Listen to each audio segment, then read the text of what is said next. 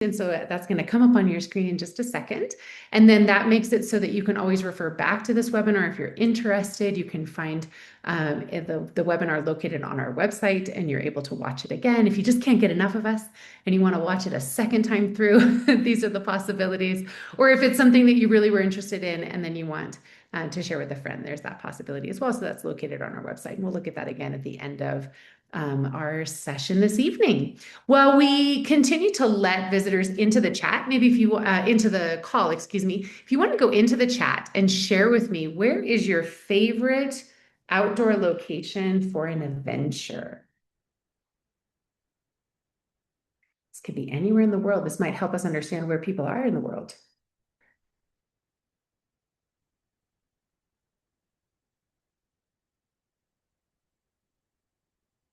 Thank you. We both put the question. Oh, a park in Florida. Yeah, that sounds good. I mean, gosh, some parks are so incredible, right? I feel like when I was a kid, parks weren't as wonderful as they are now.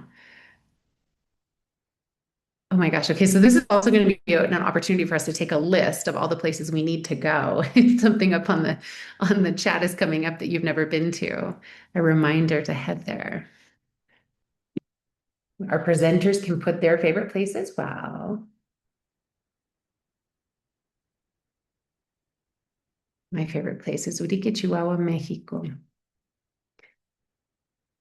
Ooh, Galapagos is beautiful, Alex. Your location, Jorge, is a bit of a tongue twister. Oh, hut to hut. That sounds fun, Michael. All right, guys, you're giving me good ideas here. This is very exciting. So take note of these wonderful locations in the chat, anywhere that you love to visit. And then we're going to get some great ideas of the next places that we should be going, which is wonderful. We're getting vacation ideas. Oh, so much fun. Thank you so much for adding those in. But like I said, my name is Laurel Ramirez. I'm the head of school here at Academia Cotopaxi. We're really, really happy to have you on the call with us this evening. So thank you for taking the time. This is meant to be a really interactive conversation. So if you can please help us by keeping your microphone muted while we have presenters talking. And then we are very happy for you to unmute yourself if you have a question. You can always raise that little digital hand that's available typically at the bottom of your screen. Please feel free to continue to use the chat. I appreciate you putting in the places that you love to have outdoor adventures. As we get going with content today, if you have any questions that are occurring to you as we're talking, put those into the chat. We're going to leave about 15 minutes at the end of our session today just for questions and answers. So any questions that you have along the way, go ahead and put those into the chat at any time, and we'll circle back to those at the end and be able to answer all of the questions that people may have. If you really want to talk about the thing that we're talking about in the moment, you can also just raise your hand and we're happy to make this more of a conversation and less of a presentation. So feel free to do so. And I'm going to go ahead and jump on in because I want to respect everyone's time. I want to make sure we get through everything. So like I said to you, I'm Laurel Ramirez. I have the incredible honor of being the Academia Cotopaxi head of school. Currently at 24 years of educational leadership experience. So yes, I am old is really all that means, I suppose. I've been able to be a head of school across 3 different continents, which has been a really wonderful experience. And in every single one of the schools that I've led, we've had a really powerful and amazing outdoor experiential education program. I'm ridiculously passionate about it. I'm also really interested currently in educational innovation and reform. I'm pursuing my doctorate in that with a minor in educational leadership and policy studies. And through that, I sometimes like to do research that's about concepts related to outdoor experiential education. I'm really interested in grit. Really interested in challenge, interested in kind of dispositional development. So these are areas that really fascinate me. And I'm really pleased this evening to be joined by a couple of really wonderful special invited guests. And co-hosting this evening is Mr. Michael Spielman, who should come up pinned on your screen. Michael is our secondary principal here at Academia Cotopaxi. He's been working with us for 8 years and he has 15 years of experience in education. Michael has a master's in curriculum and instruction and educational leadership, but probably the coolest thing about Michael is that he loves an outdoor adventure. And I always think as an educational leader, there's nothing more powerful than that modeling coming from the adults in the school to really show kids and remind kids that being in the outdoors and being connected experientially to our learning is a really powerful and important thing. So thank you so much, Michael, for joining me and for helping me to co-host this evening. And Michael and I are both really, really pleased to welcome Jorge Anhalser. who is a special invited guest for our webinar this evening and a special partner to Academia Cotopaxi. We're really excited to introduce all of you to Jorge if you don't know him already. Jorge has 13 years of experience in outdoor education. He's a Knowles senior instructor and the founder of King Adventure School. And Academia Cotopaxi has a really wonderful and new partnership with King Adventure School that we're developing this year, which we're really excited to talk to you more about. Jorge has led outdoor education expeditions in so many different locations, including Alaska, Wyoming, Utah, Ecuador, and the Patagonia. And he does that with a wide range of students. And I think also adults. Is that correct, Jorge? Don't you have adult programming as well? Yeah. So apparently if you want an adventure, maybe in the Q&A, we can talk to Jorge more about adult adventures. And it's interesting because the more we develop programming at Academia Cotopaxi, we hear students, really interested in it, really motivated by it. And then we just get lots of parents saying, when's the parent trip? When's the teacher trip? So the truth of the matter is outdoor experiential education is for everyone. So hopefully we'll inspire you all to also be excited about that during tonight's webinar. So just going to walk you through a little bit what to expect on today's kind of journey through this topic of outdoor experiential education. I'm going to start a little bit by talking to you all about what the research says, and we'll look at a little bit of the review of research on outdoor experiential education and why it's seen through the research as being so beneficial. After that, Michael's going to talk a little bit more about our commitment as a school. For those of you who might be educators on the call, always interesting to consider how can you make this happen in a school, right? If you really care about outdoor experiential education, what do you need to do as a school to make sure that it's prioritized and to make sure that it's successful? After that, Jorge is going to walk us through Kinge's philosophy on outdoor education. And I will tell you, having worked in outdoor education across 3 different continents, 3 school contexts, having a really powerful outdoor education provider partner is so important. We're really, really happy with the partnership we're developing with Jorge and with Kinge. Whether you're able to do that as well with Jorge or in your own context, kind of consider how you might seek out those outdoor education partners. I think it'll be interesting to listen to Jorge's experience, really think about the philosophical approach of Kinge, because for us, that's been essential, right? We really wanted to go with a provider who was philosophically aligned with our efforts as a school.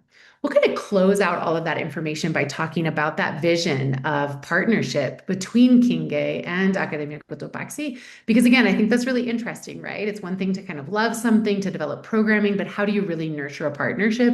Where are we currently? We're going to be very vulnerable with you all. And where do we hope to be, right? What are some of the plans that we have for the future? Also hoping to hear from you. I'm sure that we've got people on the call who do amazing things with outdoor experiential ed. Maybe we can all learn something from you all and be able to contribute in a more mutual way on those experiences. And then, like I said, we'll have the question and answer session with audience engagement at the end, although we're super happy to kind of take questions along the way. So that's our plan for this evening. Buckle up, here we go. And I hope you all enjoy. So like I said, really wanted to start by talking a little bit about what research says about outdoor education, because this is by no means a new concept or new idea, right? Outdoor experiential education has been something that has existed across multiple contexts and countries for many, many years now. And it's kind of come growing and diminishing in favor in school contexts as we see reforms move through schools. And so that's a really interesting thing to consider as well, because what are the ways in which we take advantage of these opportunities in educational contexts, and in what ways have we kind of turned away from them in times in history, is, at least for those of us who do research, an interesting thing to consider. When you look into outdoor experiential education research, there's a lot that you'll read about this authenticity that is inherently a part of experiences in the outdoors and experiential education in general, right? Oftentimes when we look at like a really traditional setting of education, it can be kind of what a lot of us probably experience. I know I went and grew up in the 80s, like very traditional education, right? Sitting in those like desk and chair combinations, all the rows, looking to the front of the room, listening to the teacher, talking about a lot of theoretical concepts, but experiencing very little. And I think probably many of us on the call had a form of education that perhaps at least one part of that time was similar to that experience. The research really shows that authentic experiences, being able to live the things that we're learning about theoretically and conceptually, is incredibly good for children. We also really want to think about their both combination of curiosity, but also their freedom and being able to make a lot of choices. There's nothing quite more choice laden than sending kids out into the forest and having them guide themselves through an adventure. Inherent choice throughout that experience. And that's really, really important.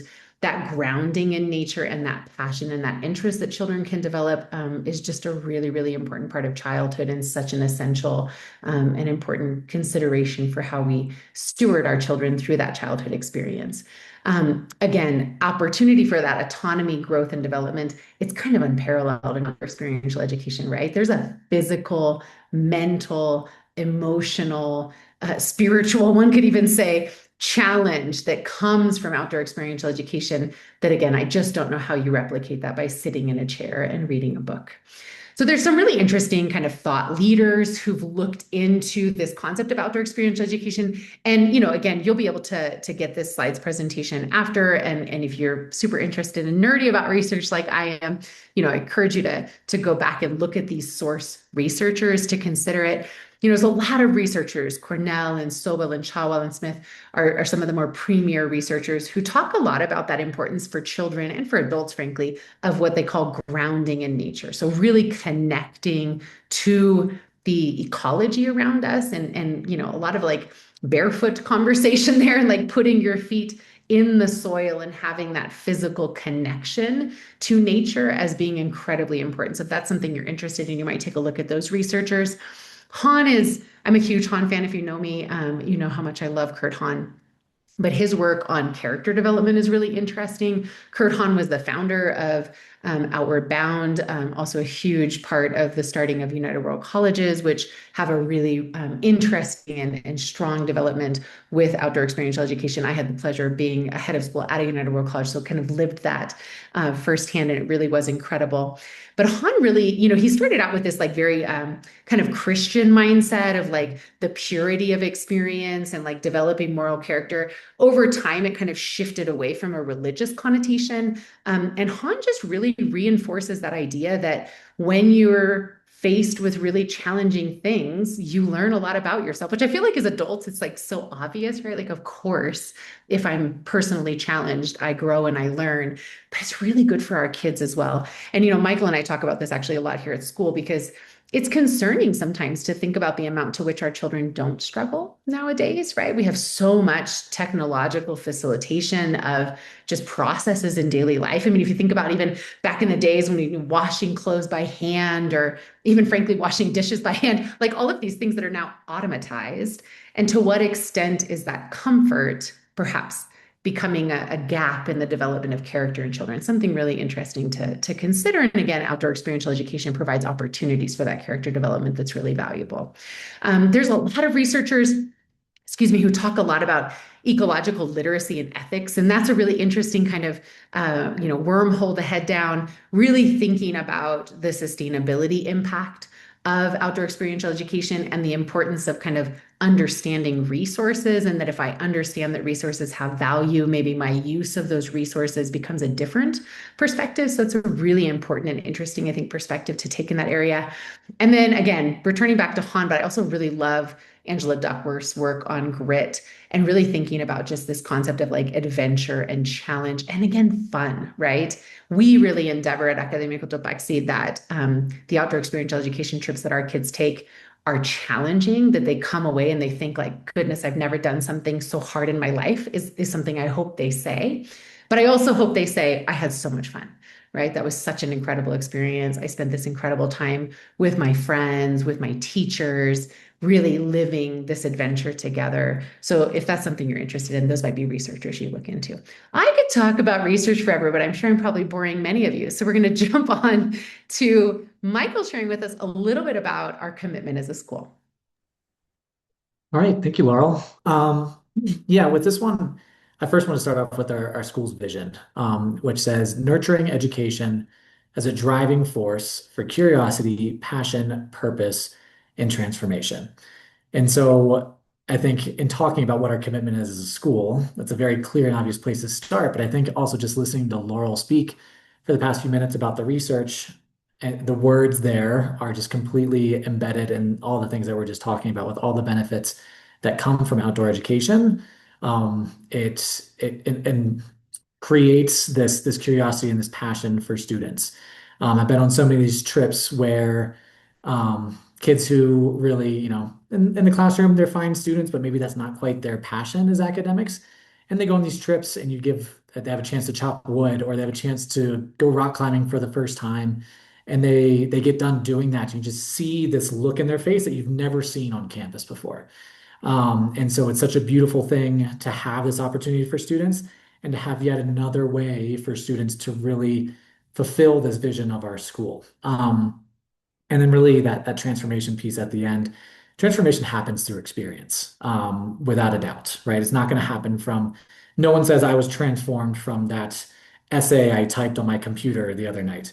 It's all these lived experiences. And so getting our students out beyond these walls, doing things that they've never done before, thinking in different ways, making different connections, that's what leads to transformations. And I always say to parents before, and we're going to talk a lot about Discover Ecuador on this trip, but I want to clarify that that's just a single trip that we do, which with each grade level, right now in middle school and high school. But what we're talking about today goes beyond that.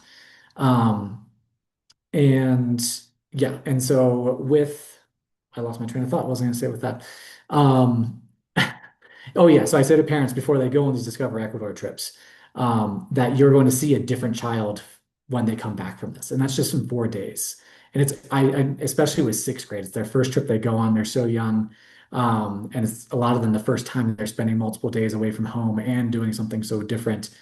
And when I see at school the student who was here beforehand and the student after, night and day. And same with them as an entire grade level. So definitely a lot of potential for transformation with this program.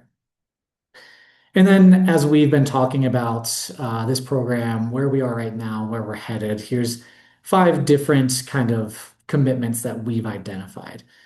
One, as Laurel was mentioning, comfortable with challenge. This really gets after being pushed outside of your comfort zone. And so, like Laurel was saying, a lot of especially in our school community, kids that grow up with a lot of comfort all the time, and they're rarely asked to be uncomfortable and to think in that discomfort and try and make things comfortable from that. We've done camping trips, and they have to really think like, okay, if I'm going to go camping, how am I going to make myself as comfortable as possible in this uncomfortable setting? It's going to be uncomfortable for sure, but there are a few small things you can do to know how to zip up your sleeping bag, to know how to pack away your things so you'll stay a bit warmer and you'll also be organized in your tent, right? And so in that discomfort, lots of opportunities for learning, for thinking, for that autonomy, for that responsibility. Um, Even something as simple as with our younger kids, and we tell them over and over again, and as parents, I know you do the same. It's like, don't forget your hat, don't forget your water, don't forget this. And we talk about it before the trip. And we're like, even before we walk out, they're like, yeah, yeah, yeah, I have it, I have it. And then you're out there for an hour and a half, and someone forgot their water and somebody forgot their hat. But then all of a sudden, their friends are trying to help them out. They're a little bit uncomfortable, but the next day they don't forget.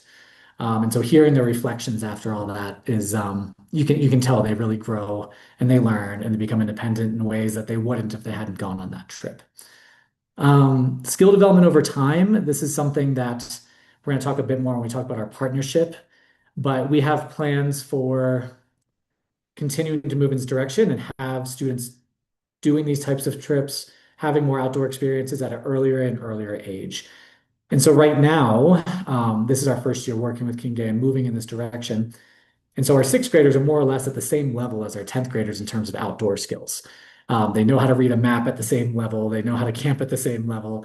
And so they kind of had to start at that. But over time, if we start this program in grade 1 or earlier in early years, and they go through elementary school and they learn how to read a map, they learn how to use a compass, they learn how to camp, they know how to put up their tent and take it down and do all those things, then all of a sudden in middle school, think about the possibilities. And they're going to really have opportunities to do incredible things in a really incredible country, which is the next point on connection to community.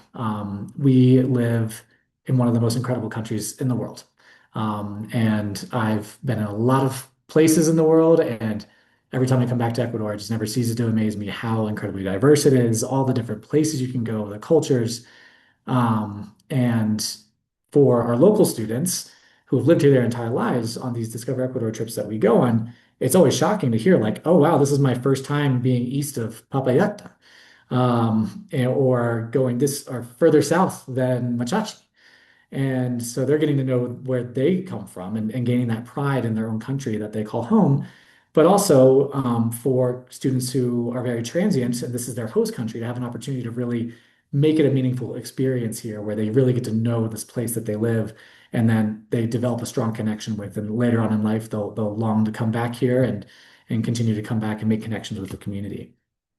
Um, we always mention safety with anything that we do. The kids are sick of me saying at this point that what's the most dangerous thing that we do as a school? I was like, as when, and they always say like, or they know now that it's when they go beyond these walls, when they leave campus. And so we take that very seriously, and we talk to them about all the safety protocols. We have our own risk management team here, but Kingay is also, they are a group of top professionals in the field. Some of them work with BBC. They do trips all over the world, like Jorge's profile talks about, and he'll tell you about as well. And our kids this year have come back so impressed by how knowledgeable the guides are. They're naturalists, they're guides, they're internationally certified guides. And so your children could not be in safer hands than they are with us. And there's going to be risk. There needs to be risk on trips like this for them to have meaning, but it's about how we control that risk. And we know we can gauge what the level is and we can make decisions based on that. And then lastly, sustainability, which we talked about quite a bit. And Jorge was just on a recent trip talking about leave no trace principles and helping students really understand the importance of when we go out into nature, we go out into the world, how we take care of the world around us. And it's been really great to see. Jorge taught the students that an animal should be no closer than if you use your thumb like this, that you should be able to block out the whole animal. And so all the 10th graders come back from the trip now, whenever they just make it as a joke. They're like, oh, there's a cow. Make sure you're not too close to it. So there's all these practices that they're learning and they're applying and they'll be able to use in their life moving forward. Now over to Jorge to talk a little bit about Kingay. Awesome. Thank you. And thank you for having me here. It's a pleasure to talk about outdoor education, something that I've been super passionate for a very long time and very honored. Thank you, Academia Cotopaxi, for inviting me on this webinar. Yeah, Kinge is this program that we're creating here in Ecuador to give a chance for Ecuadorians mostly to get out there and enjoy their own backyard. Because we are firm believers that if you don't know what you have, you won't love it. And if you don't love it, you won't take care of it. And that's how Kinge is is nowadays what it is. But also Kinge is this place as an adventure school that we foster outdoor education in our own backyard. And we have gathered all this knowledge, as Turel said, from all these different places from Alaska, Wyoming, Patagonia, Utah, and nowadays in Ecuador. We strongly believe that the world's best leadership class has no walls. You're out there, you're doing things, you're experiencing things, and that's when leadership really comes into action. And I'll talk more about that in a bit. But we strongly believe that the most meaningful learning happens outside traditional walls, when the students are doing, when the students are interacting with each other, but mostly with themselves. Immersion in these wild places, they create like the perfect conditions for authentic growth from within, and then towards leadership development and deep personal reflections and connections. I couldn't agree more with the research that Laurel and Michael have been talking about. That's research that I've seen through my own eyes, through all these different students. I've had students that are 14-year-olds out into the wilderness, and also high officials from like Navy SEALs, and I've seen everything in between. And all this research applies to all these wide range demographic. So I think it's fantastic. Just to mention like the grounding with nature, the healing power of nature, just stepping out into your backyard and being barefoot in your own backyard and feeling the soil, feeling the wet grass has amazing qualities on us as human beings and internally on human beings. So yeah, I couldn't agree more. But yeah, we take students out there, we take students out in nature, we take students into the wilderness, and we use nature as our best ally, as our teacher, and as our classroom, because we can use nature to teach them about leadership, to teach them about tolerance for adversity and uncertainty when it pours rain outside, or when the backpack is heavy, or when it's super muddy. We can use those adversities to teach students about adversities and how to manage those adversities back home.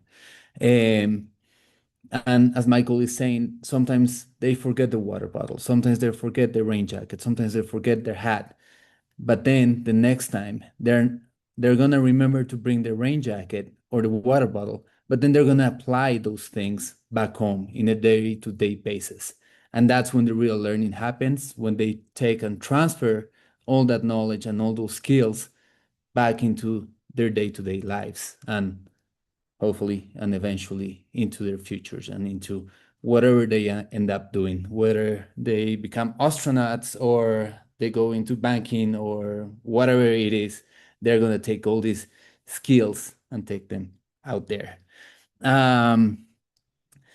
We help them step out of their comfort zone and help them step out of their comfort zone in literal ways when they are cold and wet and maybe a little bit hungry. But most importantly, we help them step out of their comfort zone within themselves, because we have no distractions out there. We don't have the phones. They cannot rely or hide behind a phone, hide behind a mask, or hide in their rooms and not face a conflict that they are meant to face. The most discomfort is when we deal with ourselves, with our true selves, and that's how we help them, because we are out there and we have to do it, and we have to face our own internal things happening in there. And with that, we help them have reflection, because we coach them in these different reflections through meaningful debriefs, through meaningful conversations, through one-on-one conversations about the different learnings that has been happening throughout the trip or throughout the days, or however many days we are out there in the field with not just Academia Cotopaxi, but with students, right? And as I said at the beginning, if we can see all these amazing documentaries about nature and how we are as human beings affecting nature and creating all these things, but if we are not out there and if we don't see and experience nature for ourselves and we don't love it, it's very hard for us to take care of it. So through these trips, we also foster this stewardship towards creating a better environment. And as Michael said, like talking about leave no trace principles, how like we as human beings enjoying nature as our classroom and as our teacher, how can we respect that nature and how we can live as less impact as possible. So that's basically King's philosophy in adult education in a nutshell. You have me enticed to head on a trip myself. Okay. Please do. All these things that are so important. Thank you so much for that. And so I know a lot of you on the call are potentially educators or the first educators for children, so parents. And you might be curious, kind of, okay, what are we thinking about for this partnership? Where are we? Where do we hope to head? Michael, I can't remember, was I going to do the blue box or were you going to? Go for it. Okay. Michael and I split up, and now I can't remember. So we are currently working to implement what we call Discover Ecuador, which is our kind of intensive outdoor experiential education for ages, for age 1 through grade 12. We have established trips already in action for grades 6 through grade 12 here at Academia Cotopaxi, and we're looking to kind of pull that down to the younger years. So in a lot of ways, we're looking at the initial stages of development of outdoor experiential ed. And again, this is an opportunity, and I'd love to hear from anyone on the call who's also in this work and doing this. I personally have been in school contexts that are further along in their development of outdoor experiential education, and contexts that are just developing programming, and everywhere in between. And I kind of find all of it very interesting. I think there's just such incredible opportunity. What Michael and Jorge really spoke to about the beauty of Ecuador is so true. But for any of you on the call who are not from Ecuador, I did this in Costa Rica, I did this in Thailand. I think there's beauty anywhere, right? So wherever you happen to be, I guess it's really kind of challenging yourselves to think about what is wonderful about this place that we're in, and what can we continue to explore and to grow. And so we're thinking about that a lot as well, right? Because it's one thing to take our older students out on these longer trips, but really having a bit of a think lately about what we might do with our younger kiddos, and how we can get them to have these really meaningful experiences, even if they can't be these kind of longer trips that we take our current students on. And I saw that Chris put a couple of questions in. This might be a good time to answer those.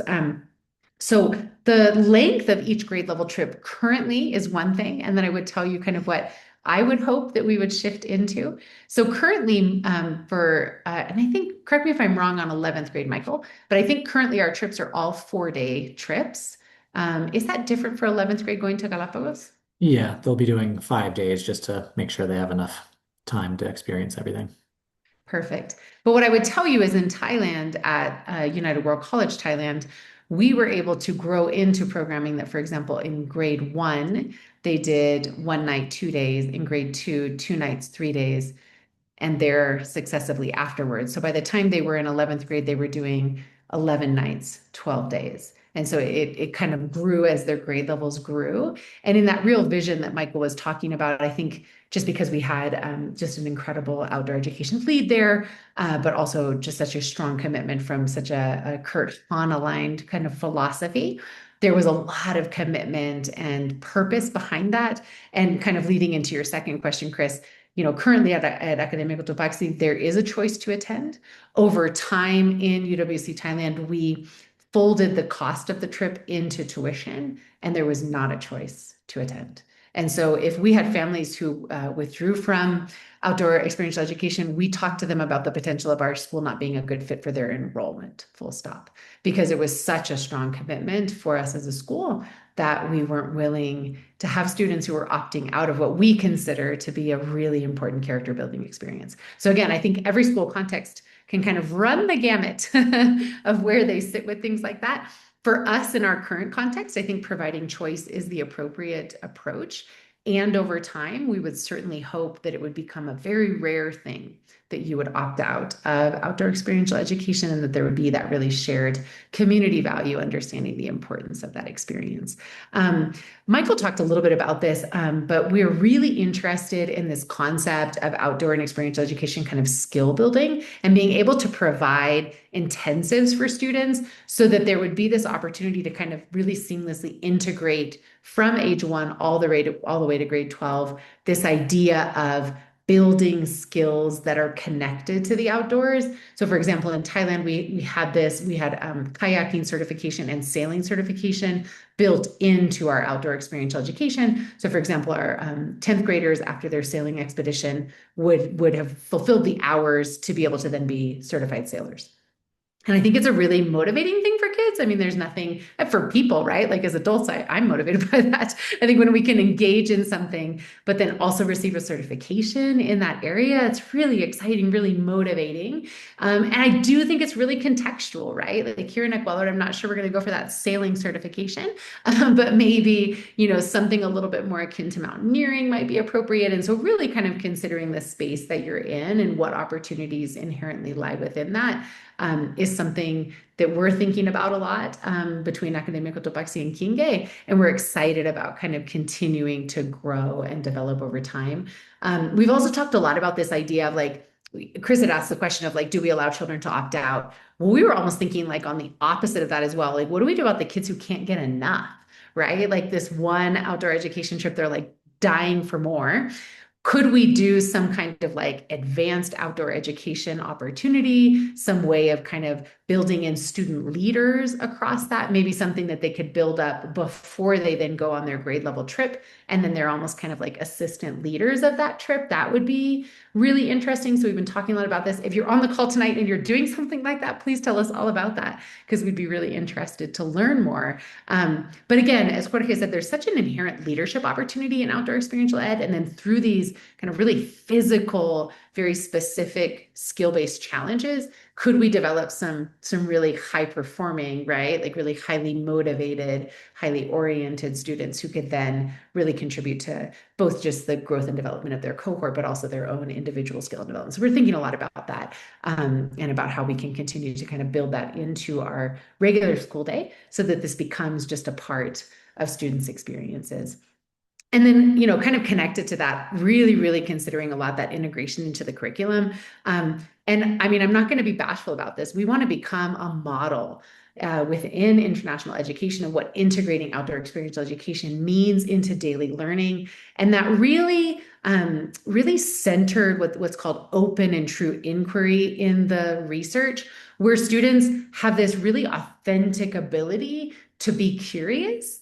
And then to take that curiosity forward through action. There's all these kind of different layers of inquiry, not to get us all back on research again. I'm sure you're all like, stop talking about research. But it is really interesting to think about kind of how authentically inquiry minded is the activity for pedagogues on the call. And so we're really thinking a lot as a school about this open, true inquiry model, and really trying to make that kind of a pillar of learning at Academia Cotopaxi, and connected to what Michael shared before about our vision, right? If we really want children to be inspired, right, and to see education as this space for curiosity and passion and purpose and transformation, well, how can my personal experiences through outdoor education really kind of foster that and nurture that within me? And then how might that, in a really wonderful way, kind of translate back into the classroom and then back into the outdoors and have this really like seamless integration? These are things that Michael and I very nerdily think about a lot. Do you want to go more perhaps into what's on the radar for the future, Michael? Sure. Yeah, as Laurel said before, we are very much in a transition phase for this entire program. And so we're really happy with a lot of things we've accomplished this year and the direction we've been taking things. But we have some very clear next steps as well to recognize that if we're going to reach these heights that Laurel's talking about, that there's some important steps that need to happen along the way. So one of which is training for our educators here at school. We have Ecuador draws a lot of faculty members who have an interest in the outdoors, and they look at pictures and they read about Ecuador and they're like, okay, I'm going there. And so we're really fortunate in that way. We have a waiting list of teachers who want to go on these trips with students, lots of volunteers, but we also recognize we need to be very aligned in how we approach these trips and ensure that everyone has the leadership skills in order to lead groups of students, and ensure that there's consistency along what we do, and an intentionality from that as well. And so, yeah, looking into different professional development opportunities for teachers who we can lean on as leaders on these trips in the future, and for us to continue developing our program based on what we learn from learning together. Another concept that Laurel's really opened my eyes to is what we call cohorting. And it's this concept of really bringing students together. And especially in international school, this is so incredibly important. We have so many students who come and go from different schools, from different countries. And so as quickly as possible, helping them latch onto a community where they have shared experiences, they can make close friends, they can connect well with others. And if they're only here for 3 years, that those 3 years can be very meaningful to them. And it's not just another place that I'm not going to make connections with any friends because I'm just going to move on again. And if you don't take this very intentionally, that's what happens to a lot of students. They just say, what's the point? I'm just going to stick to my family and not talk to anybody and wait till the next place, which is a really difficult experience for a lot of kids. So we really take on that responsibility as a school and as a community to ensure that everyone belongs to our community as quickly as possible, that they have these types of experience available to them where they can make those connections, and that we help guide them in making those connections with one another. Um, Laurel already mentioned the number of parents and alumni who are asking about their own Discover Ecuador trip, which we'll be talking to Jorge about very soon. But if I'm using that cohorting example for students, also, what better way for us to come together as a community than as adults to go and do things like this as well? And so, yeah, looking into those types of opportunities, we know we have a lot of alumni and parents in the community who have experience in these areas and have a lot of different skills and abilities that they can bring to us and support us with. I know Laurel's been trying to get in touch with the founder of Cotopaxi, the outdoor gear CEO, if you've seen their colorful bags and everything. That CEO went to Cotopaxi for a couple of years. So yeah, she's been trying to see what kind of connections we can make there. But yeah, of course, we're going to continue reaching out to our entire community about these opportunities.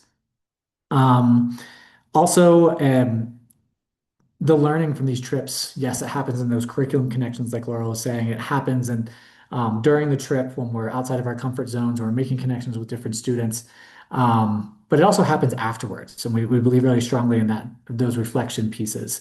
And also these interdisciplinary connections and looking at the arts as a really fantastic way to allow students to think and reflect and feel a bit more deeply about their lived experiences.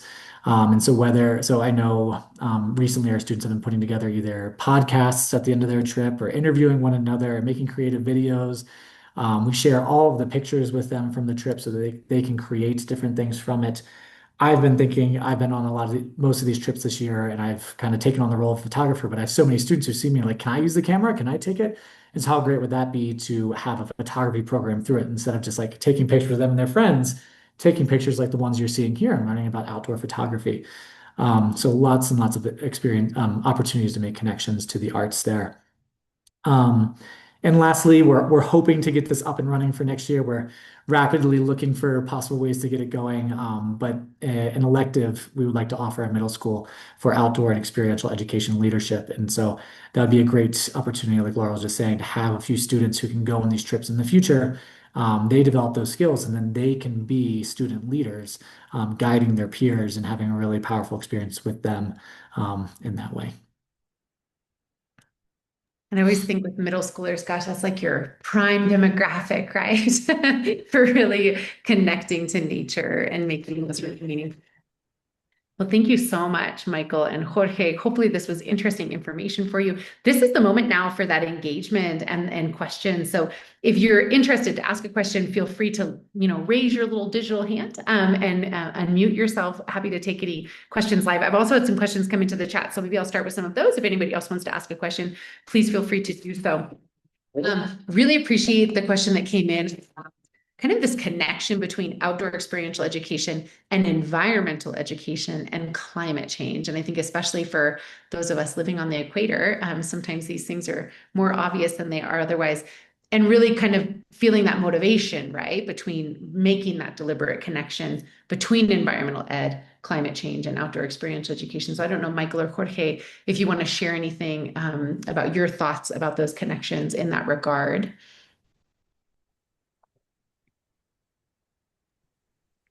Yeah, I think it's fascinating because it's not just outdoor education about teaching them how to use a map and a compass and setting up a tent. It's about having them immersed in the wilderness, and by having students or whoever immersed in nature, you get to see the changes. Because one of our programs, we go deep into the Yasuni National Park, and the students are paddling there for a number of days, and then they come out and they see all these oil rigs and they see the roads leading to the oil rigs completely deforested.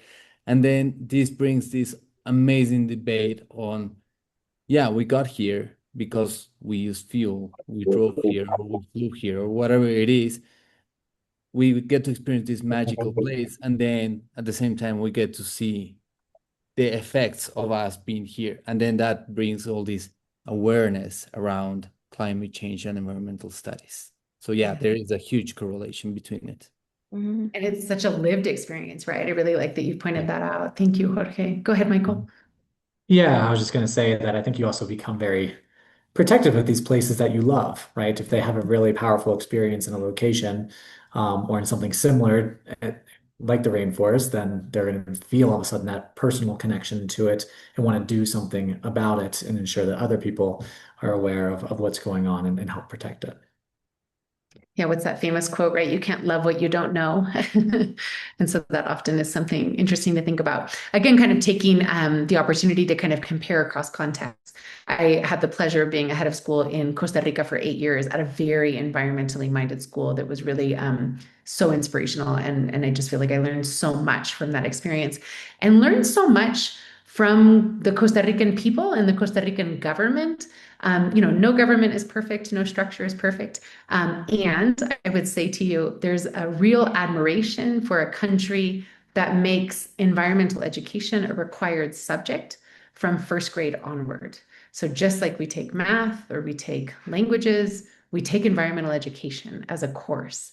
And I did definitely see the impact of that accumulation of knowledge about the environment. And just like the question that came into the chat was kind of alluding to, right? Knowledge about climate change and knowledge about resource depletion and knowledge about environmental harm and impact. And then because our school focused on it so much, that outdoor experiential education, lived constant experience combined with the theoretical and the knowledge base was super, super powerful. So I do think there's lessons to be learned from Costa Rica and its incredible focus on the environment and on conservation and preservation of the environment for us in schools, right? Because we can make those choices. Maybe we can't get the entire government of Ecuador to make these changes, but I would argue that within our own school contexts, we certainly have a lot of power to be more intentional about the decisions that we make and the choices that we make. Pollyanna, were you unmuting? Did you want to ask a question directly? I watched your mic come out. Oh, you're muted. There you go. Oh, I didn't have a question. I was just Okay. in that parks are really nice for nature, like Jorge said. Agreed. That's all. Oh, and it's such a good point. And I worked with a school in New York City, and sometimes you would say to yourself, like, oh, there's no way, right? That New York City, they can't do outdoor experiential education. It's a huge city. But there are these incredible parks, right? So no matter where you are in the world, right, there's these opportunities. And I think that's a wonderful lesson for us all as well. Okay, more questions have come in. Jorge and Michael, how do you navigate that balance between children having fear of something and then having a healthy interest in risk? So balance between fear of something and having a healthy risk. Yes, I think kind of alluding to the fact that children might be kind of a bit apprehensive about these experiences that are really challenging. And how do you kind of, as educators in the outdoors, navigate that and encourage them to do as much as possible? Yeah, I mean, I think on a lot of trips we've seen that, especially this year as we've kind of changed directions a bit. And one, I always celebrate each student, no matter what their choice is, because Kinge and Jorge's team has been really great about helping us structure it that way, where we push kids, but then we get to a point where, okay, there's some options for a really difficult challenge, a medium challenge, and something that like I really just can't quite make it today. And that's really important to learn about the outdoors is that you don't want to take unnecessary risks for yourselves. And so the same important decision to say, I'm going to go for it and push myself, equally or even more important is to say, I can't. I literally cannot pull this off. Physically, emotionally, whatever it might be. We always encourage people to try and push themselves a bit more, but those decisions are also very important. So I think being just very clear with students and talking about that balance and what the purpose of the trip is, that we do want to take those risks, but ensuring that everyone finds what the level of risk they can really do is until we can get them really comfortable with pushing themselves a bit more and more. That speaks so nicely to what Jorge was sharing as well about that kind of knowledge of self, right? Maybe until we're really challenged, we don't quite know the extent of our limits. And I would imagine as much as they might sometimes be like, oh, this is too much, probably there's a lot of experience as well where they realize, oh my goodness, there was more in me than I knew, right? And I was faced with this challenge and I was stronger than I believed I might have been. And without that opportunity, how would they know that? Yeah, that's really lovely, Michael. Chris, Yeah. did you want to ask a question directly? Yes, I have so many questions. Go, Chris, all the I could questions. ask. One of my questions is dealing with parent expectations, especially with overnight trips. In my experience, especially in Latin America and Ecuador, they can be hesitant, is a good way to put that. How do you guys manage that? A great way to frame it, Chris. Yeah. One, a lot of communication. Two, we also, I mean, yeah, we control a lot of those situations too. We're making sure we're very clear and finding out which students they feel comfortable sharing a room with, and making sure that at least that fear and that stress is brought down a notch.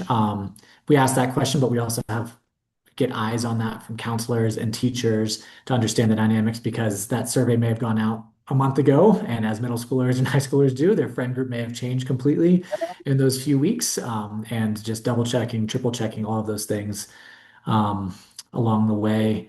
We established a pretty good system at night and in hotels to make sure that things are not hotels, but the places that we're staying, guest houses and whatnot, that we have very clear expectations about what time we're going to bed, what time there's no more noise. We do rotations as chaperones, like who's going to stay up a bit later, and just have all those protocols just very clear, so that there's no surprises. Parents can always ask about how we mitigate those things. And we have very strong and open conversations with students beforehand to make sure we have an agreement that's signed. We're very clear about what the expectations are and that all those behaviors that we expect on campus, those go on these trips, but double, right? Because if you decide to break some rules, then all of a sudden you can put yourself in danger and you can put other students in danger. And so just very clear about that. And if there's anyone who poses a risk to anyone else, that we'll talk about sending them home and just being clear with parents beforehand as well that we just, especially taking more risks on these types of trips, can't have anyone that poses any danger to anyone else. Um, yeah, does that kind of answer your question?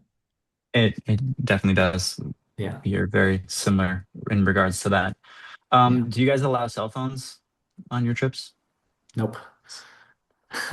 Yeah, very, very important key piece of that. No, we also no switches, no laptops, no tablets. We No even electronic devices, yeah. period. If we go places, we talk to the guest house beforehand. We're like, please, if there's a TV in the room, disconnect them, take away the remote, whatever you got to do. Love it. Yeah, and The make other sure thing I that would add to what yeah, Michael just shared and that we're trying to continue to develop over time is that it's a really lovely thing to be able to send a counselor on every trip because of that cohorting intention, but also just the knowledge that when kids are being challenged, you might have some breakdowns or some tears or some frustration, and having your counseling team there with you really allows for that personal development that's really powerful, and to be able to kind of take as much away from the experience in a positive light as is humanly possible is a really strong emphasis for us. Alongside, I would say, really working on teacher capacity to support. So we're really fortunate to partner with Kinge. As Michael said, Jorge's got just such a talented and qualified team. So we never really worry about like, oh, nobody on this group is going to know how this mountaineering should be happening or how the climbing should happen. Like we know Kinge is going to take care of that. But what we've really noticed with our teachers who accompany, because we always do kind of a combo of teachers and the Kinge team, is that it's a better experience for all involved when we send teachers who also are very outdoor experiential ed minded and maybe even have their own set of skills.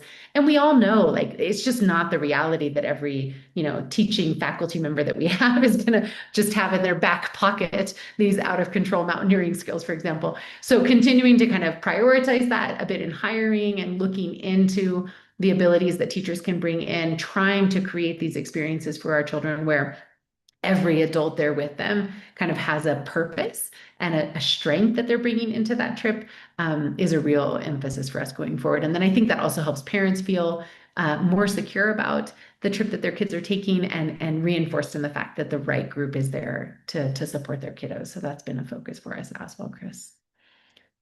Did you have any other questions that you wanted to ask directly, Chris, or do you want me to jump to some of the questions in the chat? My other one was a reflection, and how do you incorporate that into the day and at the end, because experiential learning is only as good as the reflection that they can have. Yeah. Totally. Yeah, Yeah, it's thank you been for that question. a big area of focus this year and being very intentional about what that looks like and having kind of like a menu more or less of different structures that we can do each day. I mean, during the day, it's so much on the go, right? That you're finding those small opportunities to point something out, to notice something, and to make sure there's opportunities for it. But really, each night being very intentional, like, and the students know what to expect. Like after dinner, no one's going back to the room. We're staying right here. We're going to set up a space that's quiet. Like oftentimes there might be a kitchen around or other things going on. Find a space that's quiet, you can get into a circle. And then we structure it in a number of different ways where sometimes each person has an independent response to something in that circle. In bigger groups, they might break into smaller groups. We've done some things recently where, it's something like, what's one thing as a group that you found really exciting or really fun today? What's something that was really challenging? And then how did you overcome that challenge? The most important part of that one. And then which group can come up with the most interesting fun fact that you learned about a place that we were in today? And then so they really dig deep into the things that they were thinking about. That gets them like we encourage students to bring something to write with or a journal. We have a few students that look back at their notes, and then we have a fun time where they're all just telling us all these interesting things they learned throughout the day. And so something like that, yeah.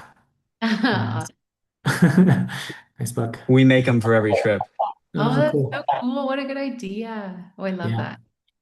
that. Yeah, and so something like that each night, and then the last night always a really big gratitude type activity, and we've got a number of different ways of doing that, but giving kids a chance to express gratitude to their friends, to the guides, drivers, everyone who took care of them and made the trip possible. And there's always a lot of beautiful moments that go along with that.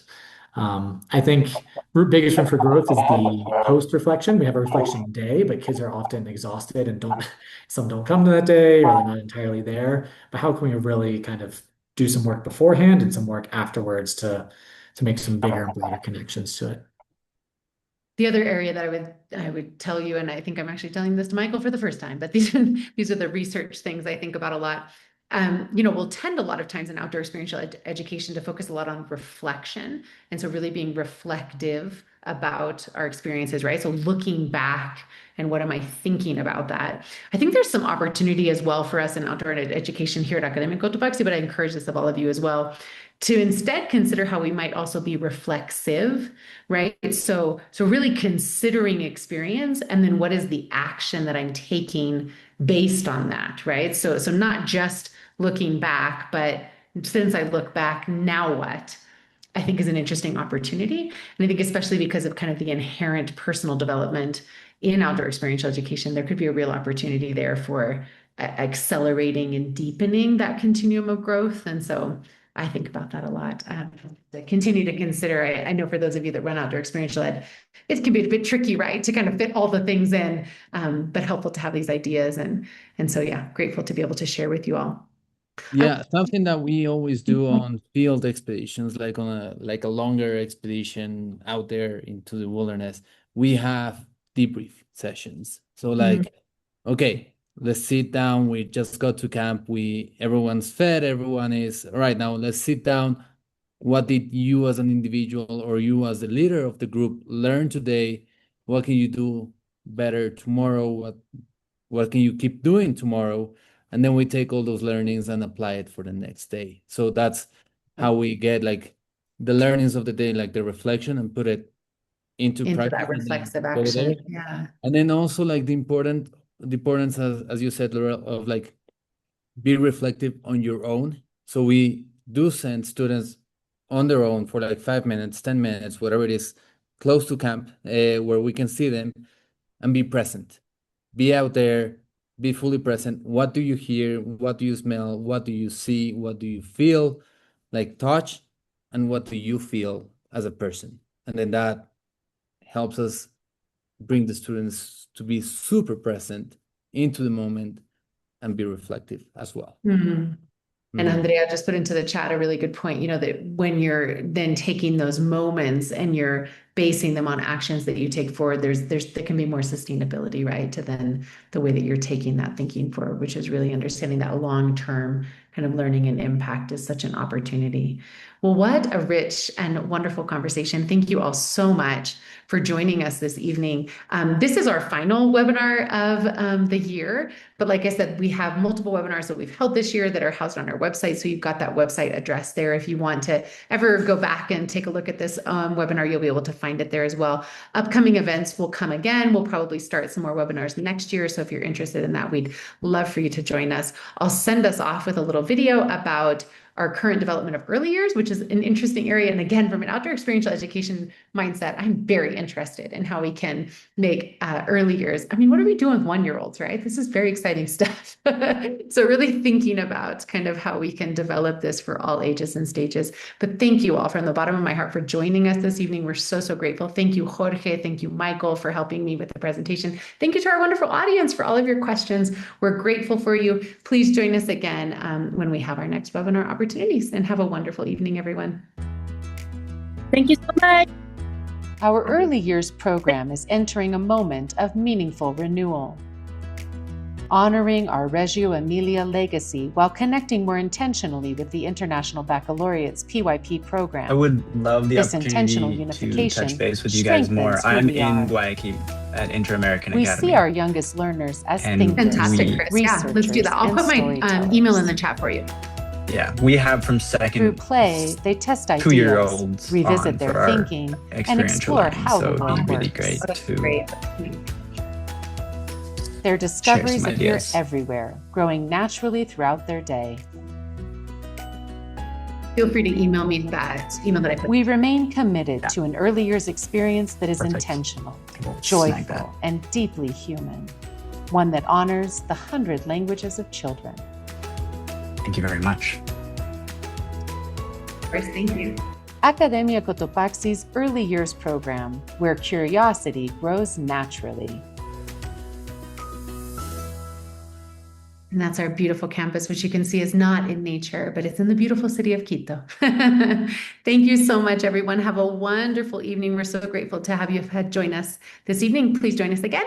And thank you all so much. Have a wonderful night. Bye. Thanks, everyone.